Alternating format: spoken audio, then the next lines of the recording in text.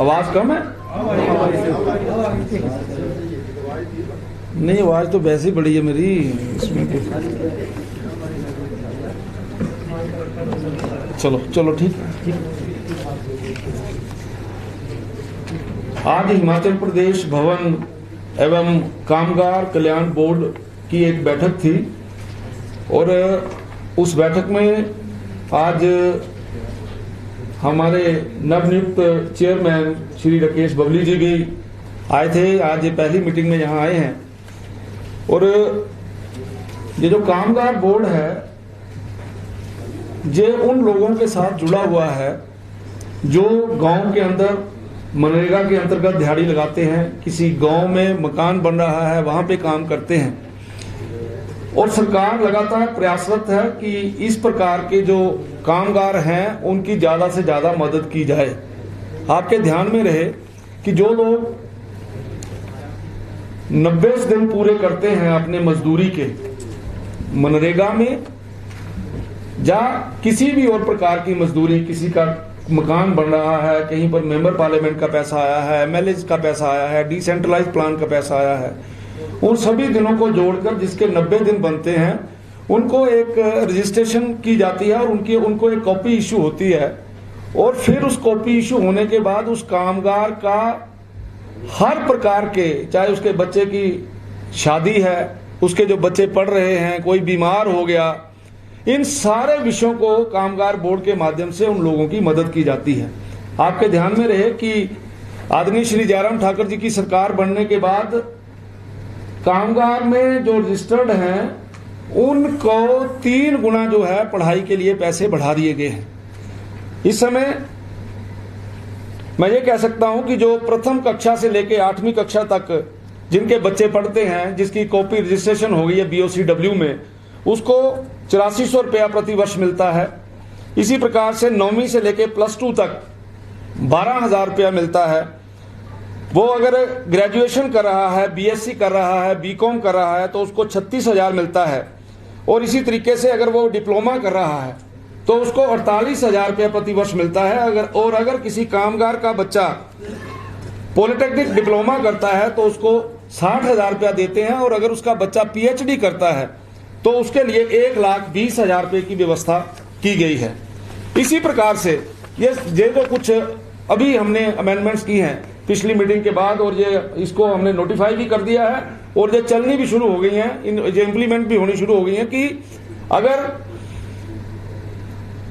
कोई कामगार है, लेडी है, बेचारी विडो हो गई है तो उसको BOCW जो है वो पेंशन लगाता है।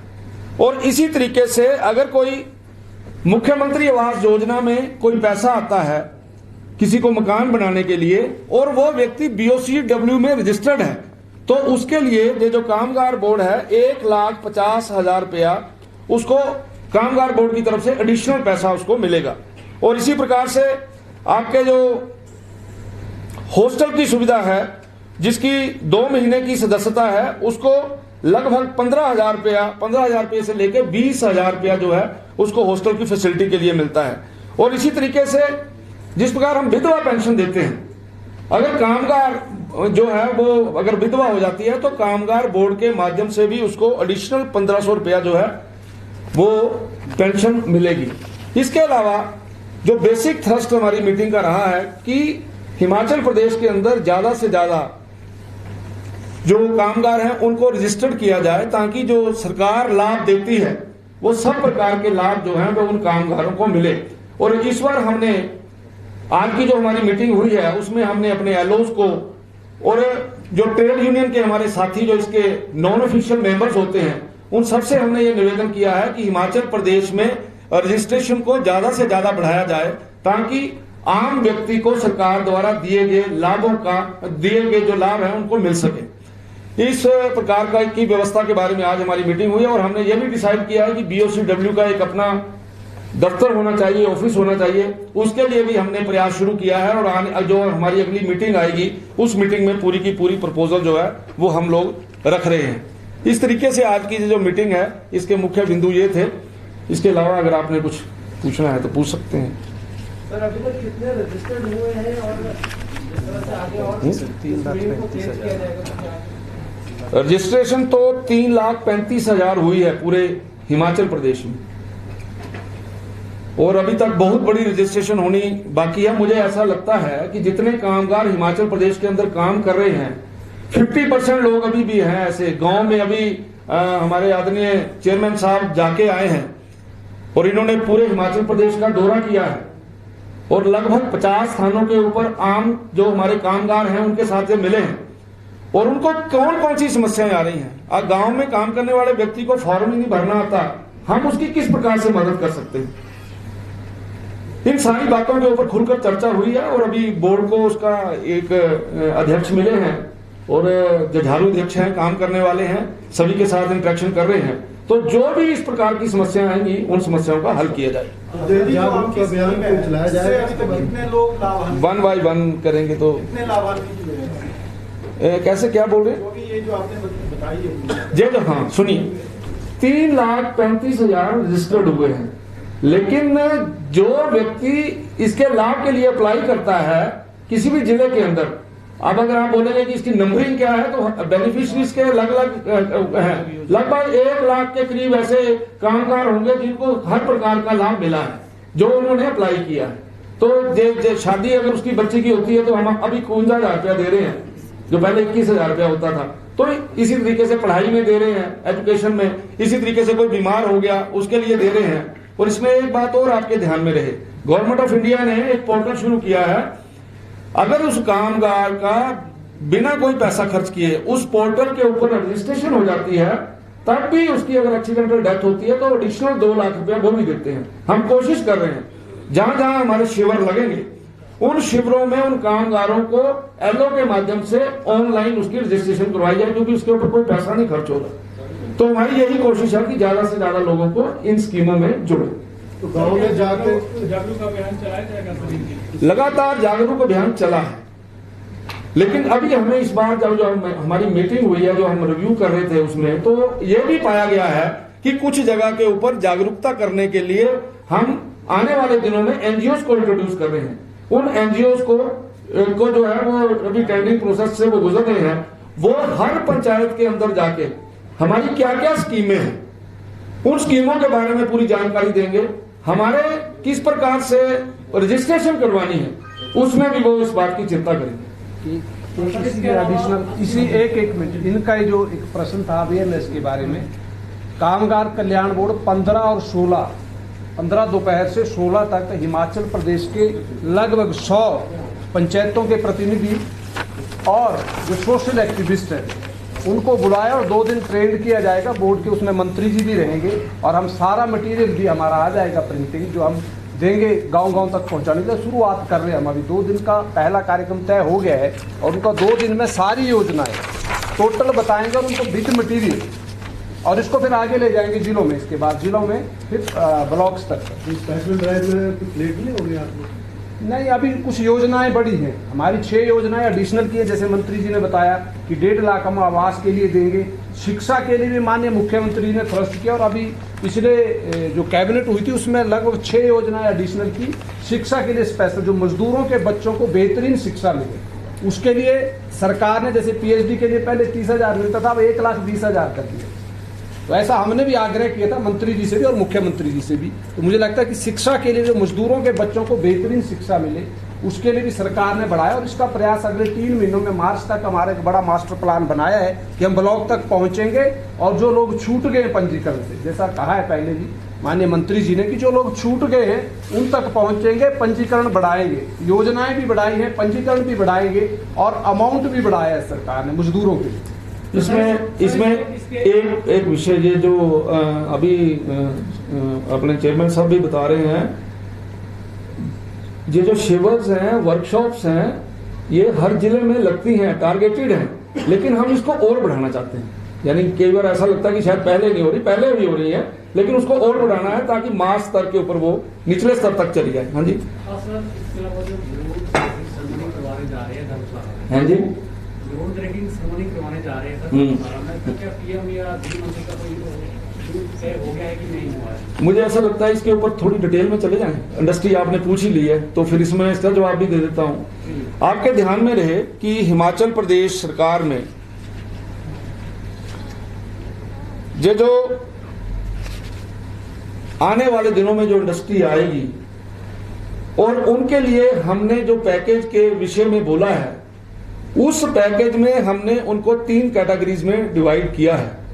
हमने ये कहा है कि जो कंपनी यहां पे 500 करोड़ रुपए की इन्वेस्टमेंट करेगी, 300 लोगों को डायरेक्ट एम्प्लॉयमेंट देगी और उन 300 लोगों में 80% लोग हिमाचल प्रदेश के होंगे। जो इन कंडीशंस को पूरा करेगी उसको हम एक्स्ट्रा इंसेंटिव देंगे। ये एक कैटेगरी की बात की है। इसी तरीके से दूसरी कैटेगरी जो 300 करोड़ रुपए तक इन्वेस्ट करेगी और उसका 250 डायरेक्ट एम्प्लॉयमेंट मिलेगी और कंडीशन 80% की वो पूरी करेगी, उसको हम जो हमने स्टेट लेवल के ऊपर जो हम उनको देना चाहते हैं, जो इन कंडीशंस को पूरा करेंगे उन एप्लीकेशंस को हम लोग कंसीडर करेंगे।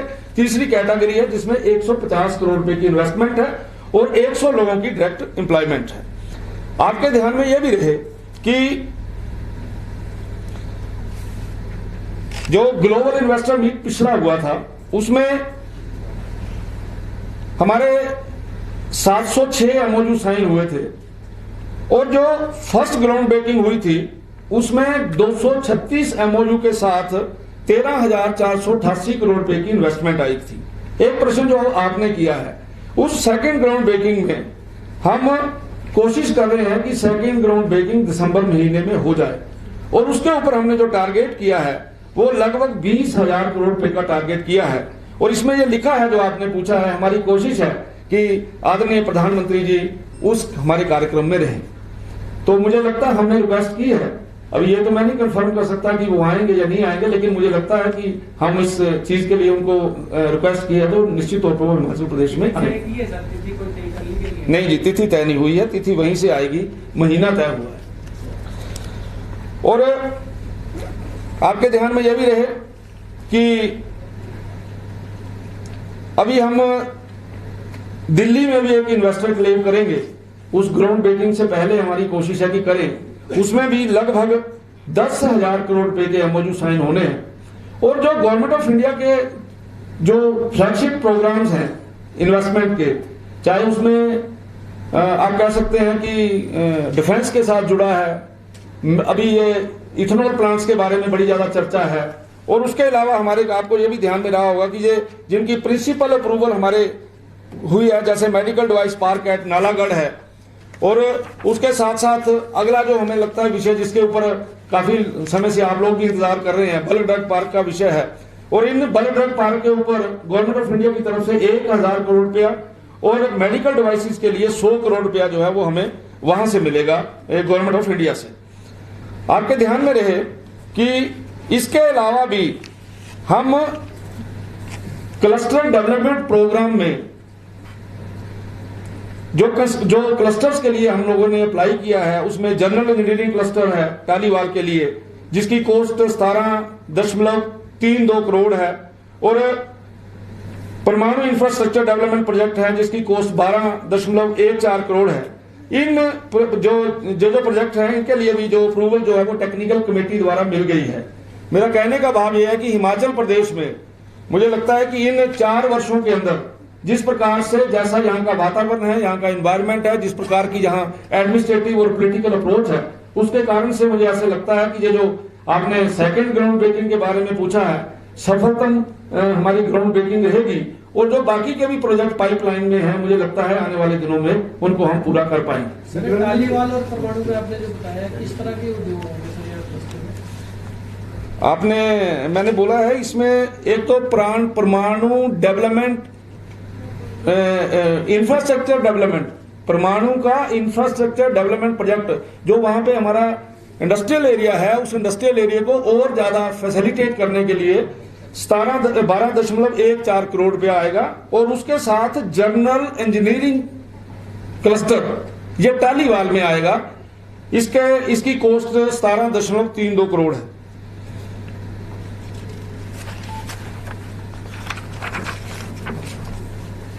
और इंडस्ट्री डिपार्टमेंट द्वारा ही हिमाचल प्रदेश में जो सबसे एक हिमाचल प्रदेश सरकार का फ्लैगशिप प्रोग्राम रहा है मुख्यमंत्री स्वावलंबन योजना, उसके बारे में भी मैं आपको बताना चाहता हूं कि लगभग 2021-22 में हमारे पास 3000 केसेस के टारगेट किए थे और जो सैंक्शन हुए हैं इसमें वो 1379 केसेस जो हैं जिनकी 55 करोड़ रुपया सब्सिडी बनती है उनको हमने रिलीज कर दिया है और लगभग 1000 केसेस जो ऐसे हैं जिनकी सब्सिडी 24 करोड़ बनती है वो भी हमने डिस्ट्रीब्यूट कर दी है और आगे आने वाले समय में भी 144 करोड़ रुपए के करीब सब्सिडी जो है वो हम बांटने जा रहे हैं।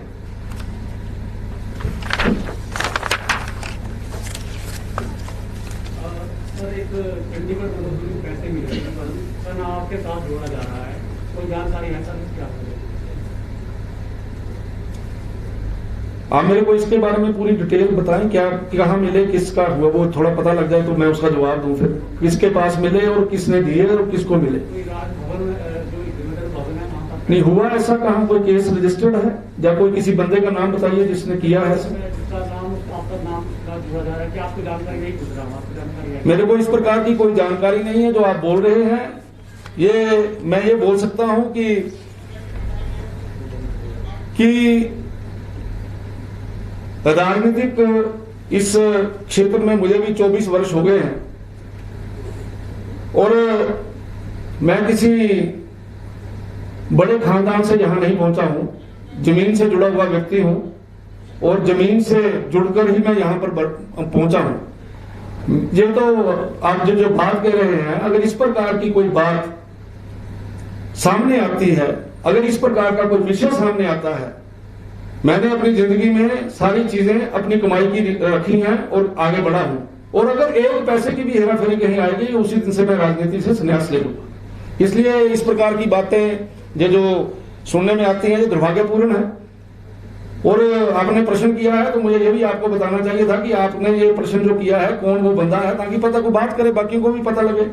केवल और केवल सेंसेशन क्रिएट करना, एक सेंसेशन सारी तरफ, कोई ना कोई FIR लॉज है, ना कोई बंदा है, ना कोई मिला है, ना किसी ने पकड़ा है।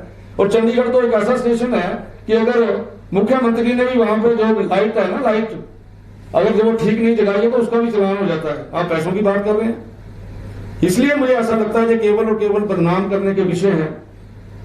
और अगर इसको मेरे साथ जोड़ा है किसी ने कि नाम लिया है मेरा, तो वो भी बताओ, उस व्यक्ति का नाम भी पता लगे।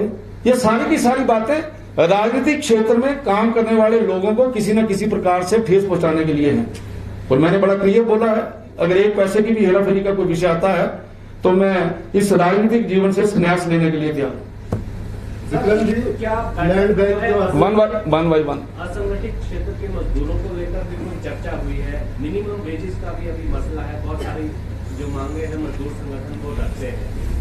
हिमाचल प्रदेश में, पूरे देश में असंगठित जो आपका क्षेत्र की आप बात कर रहे हैं, अगर उसके बारे में कोई चर्चा शुरू हुई है, जहां उनको कुछ देने की बात शुरू हुई है, तो आदरणीय श्री नरेंद्र भाई मोदी जी ने ही ये काम शुरू किया है।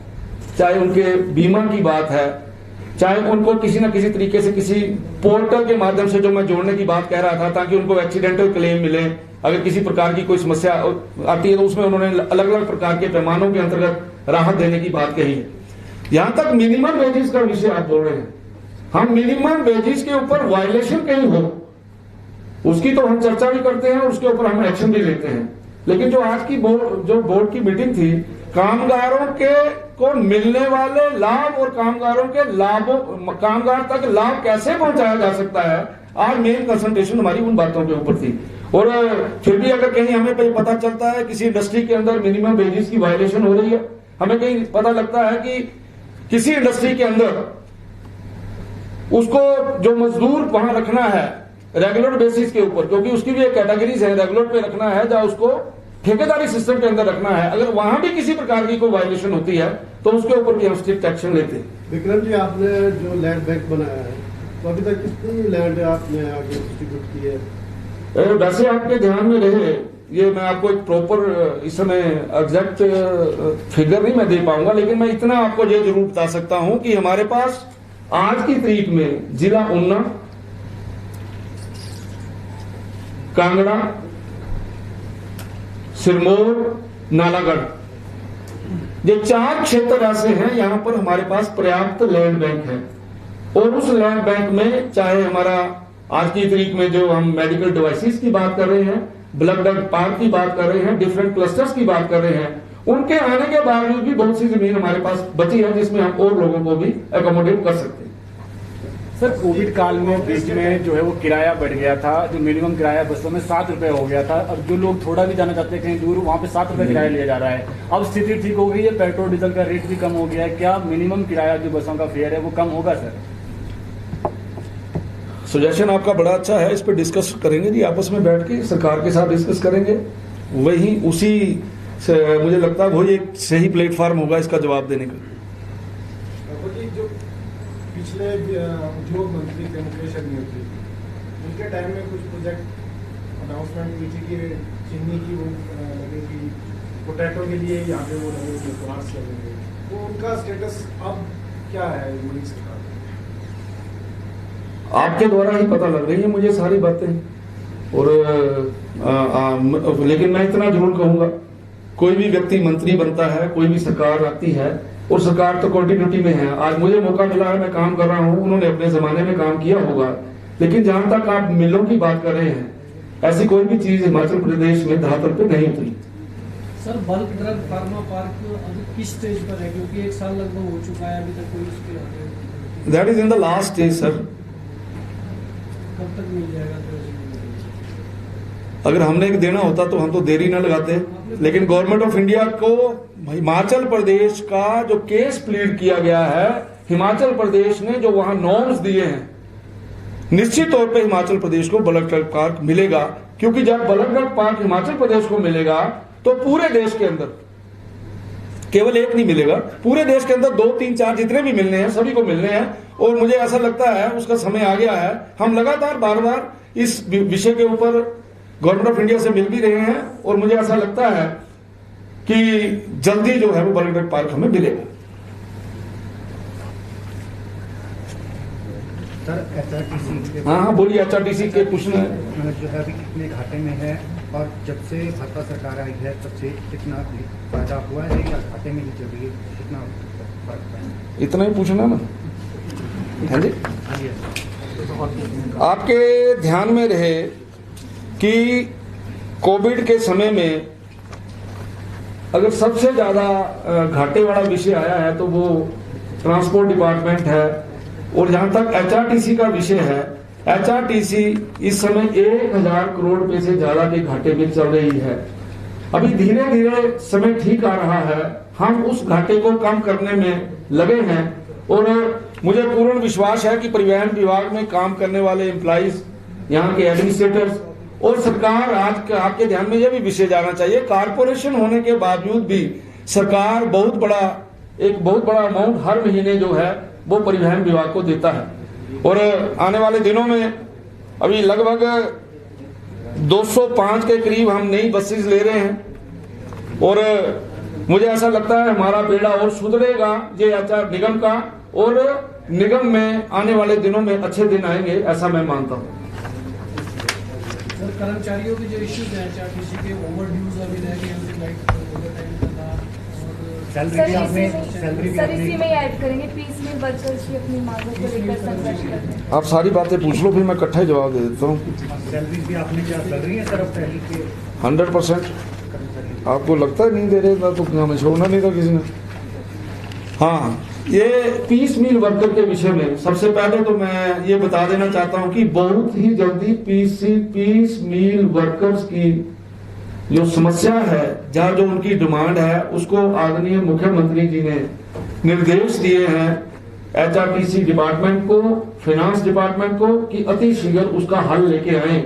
और मैं ये कह सकता हूं कि ये जो दिसंबर महीने से पहले ये सारी चीजें ठीक हो जाएंगी। यहाँ तक ओवर ड्यूज की बात है, यहाँ पर ओवर टाइम की बात है, समय समय के ऊपर हमने सरकार के साथ बात कर रहे हैं। और आपके ध्यान में रहे कि हमने काफी ड्यूज जो है वो उनके क्लियर कर दिए हैं। तनख्वाह मिलने का समय ठीक हो गया है, समय के ऊपर तनख्वाह मिल रही है।